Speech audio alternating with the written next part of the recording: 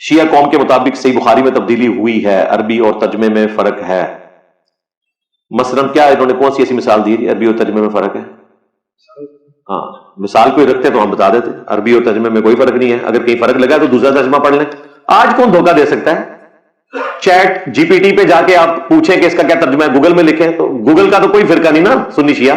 قرآن میں آیت تطہیر سے کون لوگ مراد ہیں، میں نے آج سب کچھ بتا دیا۔ اہل بیت کون کون ہے؟ نبی السلام کی بیویاں بھی اہل البیت ہیں علیہم السلام، اور آپ کے جو خون اور دودھ کے رشتے کے لوگ ہیں، آل علی، آل عقیل، آل جعفر، آل عباس، سب کے سب اہل البیت ہیں۔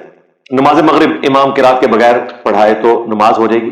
ہیں امام بھی ستے ہیں، مقتدی بھی ستے ہیں، مقتدیوں کا کام ہے نا سبحان اللہ کے پیچھے سے رکما دیں۔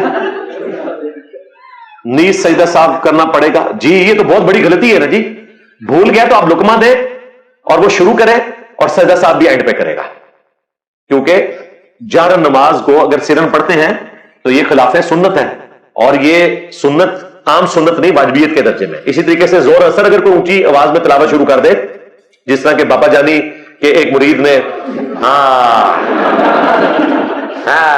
پکڑا گیا، بابا جانی پکڑا گیا، تو نے کہا ظہر کی نماز تھی اور قرات کی آواز سنائی دے رہی تھی قبر سے، تو سجدہ صاحب بنتا تھا ان کا۔ ہو سکتا ہے ویسے وہ غلطی کر رہی ہو، بعد میں سجدہ صاحب کر لیا ہوگا، بابا جانی اگے نال پالو، اینڈ تے سجدہ صاحب کیتا سی انہوں نے۔